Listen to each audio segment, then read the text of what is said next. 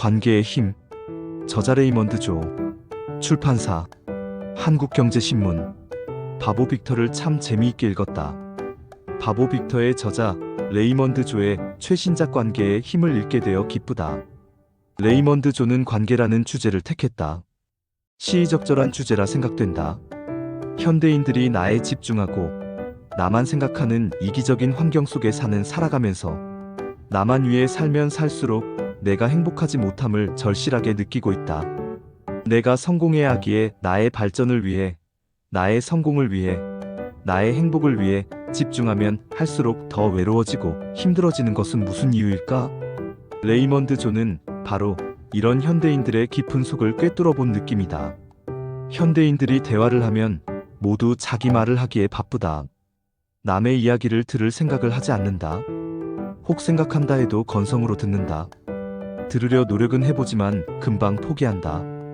그래서 현대인들은 돈을 주고 상담사를 찾아가서 비용을 지불하면서까지 자신의 이야기를 해야 할 만큼 각박한 세상에서 산다. 이런 현상은 나도 마찬가지다. 그런데 정작 남의 이야기를 듣기 힘들어하면서 내 이야기는 너무나 하고 싶어한다. 이건 무슨 상황인가? 이 모든 것이 관계를 소홀히 하는 요즘 사람들의 모습이다. 왜 이렇게 되었을까? 너무나도 자신의 성공, 지나친 큰 목표, 과대 포장된 자신의 미래 등이 이렇게 만들지 않았나 생각된다. 그 기저에는 성공하면 행복해질 것이라는 믿음이 있기 때문이다. 그러나 과연 그런가? 그럴 수 있을까? 결론적으로 말하면 애노다. 따라서 진정한 행복을 찾아야 한다. 요즘 회자되는 말이 속도가 아니라 방향이다. 이다. 너도 나도 성공하면 행복할 것이라는 생각에 그 방향으로 속도를 내서 가속도를 붙이고 있지만 결과는 허망일 것이다. 이젠 진정한 행복의 방향을 찾아야 할 것이다. 저자는 신 팀장. 어려서 부모를 잃고 친척들의 아버지 회사를 빼앗고 자신을 버린 것에 대한 상처를 안고 관계를 싫어하고 멀리하는데 익숙한 주인공을 내세운다. 오직 믿을 사람은 자신밖에는 없다는 확신에 절대로 마음을 열지 않는 신 팀장에게 회사의 복잡한 줄잡기 중에 조이사란 한 노인의 접근을 통해 관계의 중요성을 깨닫는다는 이야기다.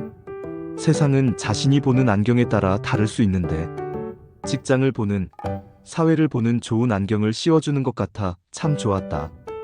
관계의 힘이 왜 필요한지 몇몇 문장을 통해 감동을 받는다. 회사는 갈등을 가장 무서워하네. 그래서 실패한 직원은 용서해도 분란을 일으키는 직원은 절대 용서하지 않아. 아무리 훌륭한 조직이라도 미꾸라지 한두 마리만 풀어놓으면 엉망이 되니까. 결론적으로 회사는 관계지향적 인간을 좋아하네. 코카콜라에서는 아예 대화할 때 나 대신 우리라는 말을 쓰도록 직원들을 교육시키고 있지. 우리 대한민국 사람들이 늘 우리라는 단어를 많이 쓰게 되는 이유를 알 것 같다. 얼마나 좋은 표현인가? 관계를 잘하려면 5가지를 잘해야 한다. 첫째, 관심. 둘째, 먼저 다가가기. 셋째, 공감. 넷째, 진실한 칭찬. 다섯째, 웃음이다. 인간이 추구해야 하는 것은 돈이 아니다. 인간이 추구해야 하는 것은 언제나 인간이다. 마이너스 푸시킨 마이너스 사람이 답이다. 누구와도 친구가 되려는 사람은 누구의 친구도 될 수 없다. 마이너스 브레퍼 마이너스 맞다. 신 팀장은 회사에서 거래처 등에서 아는 사람은 많았지만 친구는 한 사람도 없었다. 우리는 한 사람도 집중하지 못한다. 그래서 모든 사람과 친구가 되지 못한다. 한 사람과 진실된 관계를 가지지 못하니 모든 사람과 아무 관계도 아닌 것이다. 인맥의 과부하로 인생을 낭비하지 마라. 인맥을 양이 아닌 질로 측정하라. 10,000명의 인맥보다 마음을 나눌 수 있는 한 명의 친구가 더 가치 있다. 성공을 위한 인맥보다는 행복을 위한 친구를 만들어라. 참 행복의 비법인 것 같다. 내가 아는 한 사람이 있다. 이 책의 영란씨 같은 사람이다. 때론 문제야, 푼수, 생각 없는 사람처럼 보일 수 있지만 나는 그런 사람의 소중함을 안다. 그래서 이런 사람을 최고의 가치가 있는 사람이라 생각된다. 사람을 소중히 여길 줄 아는 사람, 천성적으로 관계 중심적인 사람. 그래서 아픈 일도 자주 있지만 행복한 일도 그만큼 많은 사람이다. 보통 사람들은 아프지도 않고 행복하지도 않은 삶이다. 그러니 늘 무덤덤한 긴장도 기대도 갈등도 놀람도 없는 그저 그런 삶을 사는 것이다. 이런 것을 어찌 삶이라고 하겠는가? 살아있음이란 비바람이 치고 눈보라를 맞고 봄이 되면 따스한 햇빛과 봄바람을 맞는 기쁨이 있는 것은 당연하지 않는가? 나는 요즘 관계가 얼마나 나에게 큰 의미가 있는지 절실하게 느낀다. 나란 존재를 생각해보니 정말 나는 누구와 연관이 되지 않은 나는 없다는 것을 알 수 있었다. 그야말로 제로다. 이런 생각을 하면서 나 스스로에게 넌 누구냐? 라고 물어보았다.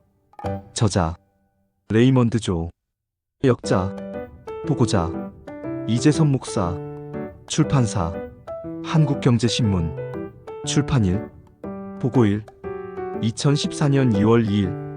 바보 빅터를 참 재미있게 읽었다.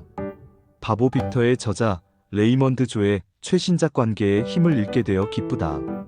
레이먼드 조는 관계라는 주제를 택했다. 시의적절한 주제라 생각된다.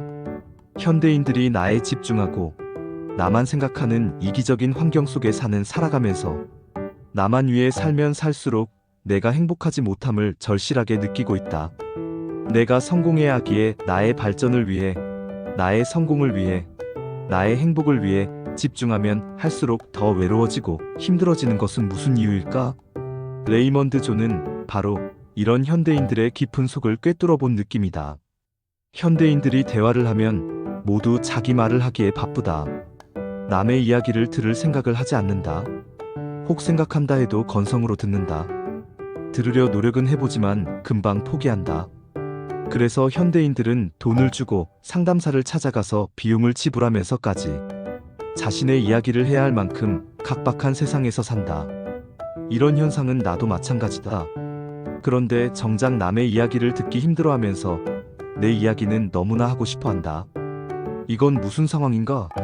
이 모든 것이 관계를 소홀히 하는 요즘 사람들의 모습이다. 왜 이렇게 되었을까? 너무나도 자신의 성공, 지나친 큰 목표, 과대 포장된 자신의 미래 등이 이렇게 만들지 않았나 생각된다. 그 기저에는 성공하면 행복해질 것이라는 믿음이 있기 때문이다. 그러나 과연 그런가? 그럴 수 있을까? 결론적으로 말하면 애노다. 따라서 진정한 행복을 찾아야 한다. 요즘 회자되는 말이 속도가 아니라 방향이다. 이다. 너도 나도 성공하면 행복할 것이라는 생각에 그 방향으로 속도를 내서 가속도를 붙이고 있지만 결과는 허망일 것이다. 이젠 진정한 행복의 방향을 찾아야 할 것이다. 저자는 신 팀장, 어려서 부모를 잃고 친척들의 아버지 회사를 빼앗고 자신을 버린 것에 대한 상처를 안고 관계를 싫어하고 멀리하는데 익숙한 주인공을 내세운다. 오직 믿을 사람은 자신밖에는 없다는 확신에 절대로 마음을 열지 않는 신 팀장에게 회사의 복잡한 줄잡기 중에 조이살한 한 노인의 접근을 통해 관계의 중요성을 깨닫는다는 이야기다. 세상은 자신이 보는 안경에 따라 다를 수 있는데 직장을 보는, 사회를 보는 좋은 안경을 씌워주는 것 같아 참 좋았다. 관계의 힘이 왜 필요한지 몇몇 문장을 통해 감동을 받는다. 회사는 갈등을 가장 무서워하네. 그래서 실패한 직원은 용서해도 분란을 일으키는 직원은 절대 용서하지 않아. 아무리 훌륭한 조직이라도 미꾸라지 한두 마리만 풀어놓으면 엉망이 되니까. 결론적으로 회사는 관계지향적 인간을 좋아하네. 코카콜라에서는 아예 대화할 때 나 대신 우리라는 말을 쓰도록 직원들을 교육시키고 있지. 우리 대한민국 사람들이 늘 우리라는 단어를 많이 쓰게 되는 이유를 알 것 같다. 얼마나 좋은 표현인가? 관계를 잘하려면 5가지를 잘해야 한다. 첫째, 관심. 둘째, 먼저 다가가기. 셋째, 공감. 넷째, 진실한 칭찬. 다섯째, 웃음이다. 인간이 추구해야 하는 것은 돈이 아니다. 인간이 추구해야 하는 것은 언제나 인간이다. 마이너스 푸시킨 마이너스 사람이 답이다. 누구와도 친구가 되려는 사람은 누구의 친구도 될 수 없다.